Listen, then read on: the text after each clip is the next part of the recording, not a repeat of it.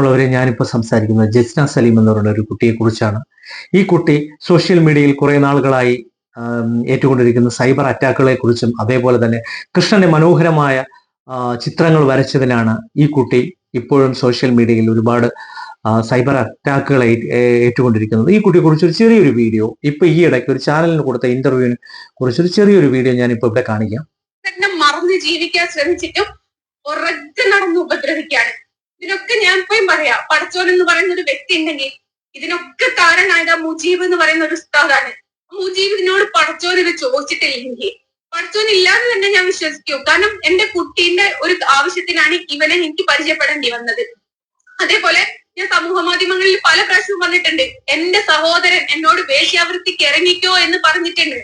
ഈ കേസ് ഞാൻ ഫയൽ ചെയ്ത് എന്ന് അറിഞ്ഞ ഫോണിനോട് പറഞ്ഞൊരു കാര്യമാണ്, നിനക്ക് വരയ്ക്കുന്നതിനെക്കാട്ടും നല്ല ഈറ്റ പണിക്ക് പോകുന്നത് തന്നെയാണ്. അത്രയ്ക്ക് ഞാൻ എവിടെയും കള്ളത്തരം വന്നല്ല. അതുകൊണ്ടാണ് എവിടെ എന്ത് പ്രശ്നം വരുമ്പോ ഈ ഉസ്താദിനെ പറ്റി ഞാൻ പറയുന്നത്. എന്റെ കുടുംബം നശിപ്പിച്ച് എന്നെ സമൂഹത്തിൽ ഇങ്ങനത്തോളാക്കി എടുക്കാൻ കാരണക്കാരനായത് ശരിക്കും ആ ഉസ്താദാണ്. ഉസ്താദ് മതഭ്രാന്ത് ഉണ്ടാക്കിയിട്ടാണ് ഇന്ന് എനിക്കോ എന്റെ കുടുംബത്തിന് ഈറ്റ ഗതി വന്നത്. മർദ്ദിച്ചതുള്ളോ ലൈംഗികമായി നിങ്ങൾ തീർച്ചയായിട്ടും അങ്ങനെ ചെയ്യുന്ന കെട്ടിയിട്ടിട്ടാണ് മോന് ചെയ്തത്. എനിക്കത് എന്നിട്ട് എന്റെ ആ വിഷ്വലോ എന്റെ കയ്യിലുണ്ട്. അത് കാരണം എനിക്ക് അന്നും എന്നെ 10 പേരറിയും. ഇനി പുറത്ത് വിട്ടാല് ഞാൻ നാറും ഇല്ല എന്നെ നാട്ടിക്കും എന്നൊക്കെ പറഞ്ഞത്. പക്ഷെ അന്ന് എനിക്ക് ആരുമില്ല പറയാന്. എനിക്ക് എന്റെ കുടുംബക്കാരെങ്കിലും ഉണ്ടെങ്കിൽ അല്ലെ അതോടുകൂടെ കൂട്ടുകാരന്മാരെ ഞാൻ വിശ്വസിക്കല് നിർത്തി. ആ രതീഷ് എന്ന് പറയുന്ന ഒരു ചെങ്ങായിയാണ് എന്റെ ജീവിതത്തിലേക്ക് ഇവനെ കൊണ്ടുവന്നത്. അതുകൊണ്ട് കൂട്ടുകാരെന്ന് പറയുന്ന ആൾക്കാരെ എനിക്കിപ്പോ ആരുമായിട്ട് കമ്പനി ഒന്നും ഇങ്ങനെ ഇല്ല. ഞാൻ കൂട്ടുകാരെടുത്ത് ഒന്നിനും പോയല്ല, ആരും വയ്യ എങ്ങനെയാ ചതി വരിക എന്ന് പറയാൻ പറ്റും. ഇപ്പോ ഈ കുട്ടി എന്താ പറയാ ആത്മഹത്യാ ശ്രമം നടത്തി കോഴിക്കോട് ഒരു ഹോസ്പിറ്റലിലാണെന്നാണ് അറിയാൻ കഴിഞ്ഞത്. പല ന്യൂസ് ചാനലുകളും പറയുന്നുണ്ട്. ഇപ്പൊ എനിക്ക് ചോദിക്കാനുള്ളത് ഇത്രയേ ഉള്ളൂ, ഈ കുട്ടി സമൂഹത്തിന് കൊടുത്ത തെറ്റായ സന്ദേശം എന്താണ്? ഒരു മതത്തിൽ നിന്നുകൊണ്ട് ആ മതത്തിന്റെ ചിട്ടാവട്ടങ്ങളിൽ നിന്നുകൊണ്ട് ഈ കുട്ടി മനോഹരമായ ചിത്രങ്ങൾ വരച്ചു വിൽക്കുന്നു. സോഷ്യൽ മീഡിയയിൽ ഒരുപാട് എന്താ പറയുക ഒരുപാട് അറിയപ്പെടുന്ന ഒരു കുട്ടിയാണ് എന്നുള്ളതാണോ ഈ കുട്ടി ചെയ്ത തെറ്റ്? ഇപ്പൊ ഞാൻ വിശ്വസിക്കുന്ന മതത്തിൽ നിന്നുകൊണ്ട് മറ്റൊരു മതത്തെ കുറ്റപ്പെടുത്തുകയോ അല്ലെങ്കിൽ ഞാൻ വിശ്വസിക്കുന്ന മതത്തെ കുറ്റപ്പെടുത്തുകയോ ചെയ്യുമ്പോഴാണ് അതൊരു തെറ്റാവുന്നത്. അതിന്റെ കുട്ടികളെ മദർസ പഠനം നടത്തുകയും മാന്യമായിട്ട് അതൊരു ജോലി ചെയ്ത് ജീവിക്കുന്നതിന് നിങ്ങൾ എന്തിനാണ് ഇത്രയും വലിയ തെറ്റായിട്ട് കാണുന്നത്? അങ്ങനെയാണെങ്കിൽ ഞാൻ ഒരു കാര്യം ഒരു സംശയം ചോദിച്ചോട്ടെ. ഈ ഉത്സവപ്പറമ്പുകളിൽ നമ്മൾ കാണപ്പെടുന്ന ഈ ഉത്സവപ്പറമ്പുകൾ ഒരുപാട് സഹോദരിമാർ ഒരുപാട് ഭക്ഷണപാനീയങ്ങൾ വിൽക്കുന്നുണ്ട്, ഒരുപാട് ഉത്സവപ്പറമ്പുകളിൽ വിൽക്കുന്നുണ്ട്.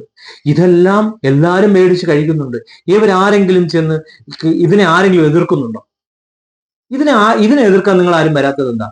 ഈ ഉത്സവപ്പറമ്പുകളിൽ ഒരുപാട് മുസ്ലിം സഹോദരങ്ങളും സഹോദരിമാരും ഒരുപാട് കച്ചവടങ്ങൾ അവിടെ നടത്തുന്നുണ്ട്. അതും ദൈവത്തിന്റെ സ്ഥലമല്ലേ, അവിടെ ഒരുപാട് കച്ചവടങ്ങൾ നടത്തുന്നുണ്ട്. ഈ കച്ചവടങ്ങളെ നിങ്ങൾ ആരും എതിർക്കാത്തത് എന്താ? അത് പാവമല്ലേ? ഇപ്പൊ ഇതാണോ പാപം? എന്തിനു നിങ്ങൾ എതിർക്കുന്നു? എന്തിനു വേണ്ടി നമ്മൾ എന്തിനു വേണ്ടി ഇങ്ങനെയുള്ള കാര്യങ്ങൾ കടമ്പിടുത്തം പിടിക്കുന്നു? ഒരൊറ്റ ജന്മമല്ലേ ഉള്ളൂ. ഈ ജന്മം കൊണ്ട് നല്ലവരായി ജീവിക്കാൻ ശ്രമിക്കണമെന്നല്ലേ പറയുന്നത്? ഈ കുട്ടി സമൂഹത്തിന് എന്ത് തെറ്റായ സന്ദേശമാണ് കൊടുത്തത്? ആ കുട്ടിയുടെ എന്താ പറയുക മതവിശ്വാസങ്ങളെ ചേർത്ത് നിർത്തിക്കൊണ്ട് മറ്റൊരു മതത്തിലെ കൃഷ്ണന്റെ ഒരു മനോഹരമായ അല്ലെങ്കിൽ ചിത്രം വരച്ച് വിൽക്കുന്നതാണോ നിങ്ങൾ കണ്ട ഏറ്റവും വലിയ തെറ്റ്? ഇതൊക്കെ സമൂഹത്തിന് എന്താണ് പറഞ്ഞു കൊടുക്കുന്നത്? ഇപ്പോഴത്തെ സമൂഹത്തിന് തെറ്റായ ഒരുപാട് ഈ കുട്ടിയുടെ ജീവിതം തൊലിച്ചിട്ട് നിങ്ങൾക്കൊക്കെ എന്ത് കിട്ടാനാണ്? എന്താണ് നിങ്ങൾക്ക് കിട്ടാനുള്ളത്? ഇനി ഒരിക്കലും സംഭവിക്കാതിരിക്കട്ടെ. അങ്ങനെയാണെങ്കിൽ നിങ്ങൾ ഒരു കാര്യം ചെയ്യൂ, നിങ്ങളുടെ സമുദായത്തിൽ ഇപ്പൊ എന്താ പറയുക ഇപ്പൊ ഈ കുട്ടിക്ക് കൂടുതലും സൈബർ ആക്രമണം ഏർപ്പെട്ടിരിക്കുന്ന ആ കുട്ടിയുടെ സമുദായത്തിൽപ്പെട്ട ആൾക്കാരിൽ നിന്നാണ്. അവരോട് എനിക്കൊന്നേ പറയാനുള്ളൂ, അങ്ങനെയാണെങ്കിൽ നിങ്ങളൊരു കാര്യം ചെയ്യൂ, ഈ അമ്പലവുമായിട്ട് ബന്ധപ്പെട്ടുള്ള ഒരുപാട് ആൾക്കാർ ജീവിക്കുന്നുണ്ട്, അവരെയൊക്കെ നിങ്ങൾ എതിർക്കൂ. നിങ്ങൾക്ക് എതിർക്കാൻ അല്ലെങ്കിൽ ധൈര്യമുണ്ടോ? ഒരുപാട് ആൾക്കാർ ഇതുകൊണ്ട് ജീവിക്കുന്നില്ലേ? ഈ ജസ്ന സലീം എന്ന് പറഞ്ഞ ഈ പെൺകുട്ടി മാത്രമാണോ ജീവിക്കുന്നത്? ഒരുപാട് ആൾക്കാർ പല മേഖലകളിൽ ഉത്സവങ്ങളിലായാലും പല മേഖലയിലായാലും ജീവിക്കുന്നില്ലേ? മനുഷ്യനായിട്ട് കാണാൻ പഠിക്കുക. ഒരു ജന്മമാണുള്ളത്. ഈ ജന്മത്തെ ഒരുമയോടുകൂടി ജീവിക്കാൻ പഠിക്കും. ഒരു കൃഷ്ണവിഗ്രഹം വരച്ചു കൊടുത്തെന്നും എന്നും പറഞ്ഞുകൊണ്ടൊന്നും ഒരു കുട്ടിയുടെ മതത്തിന്റെ നൂലാമാല ഇടിഞ്ഞു വീഴത്തൊന്നുമില്ല.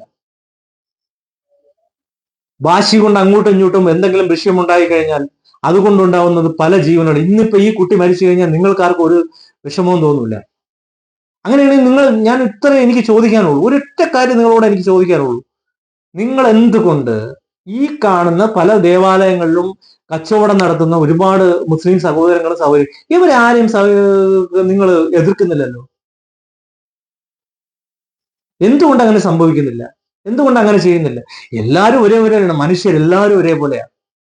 ആർക്കും ഒരു വ്യത്യാസമില്ല.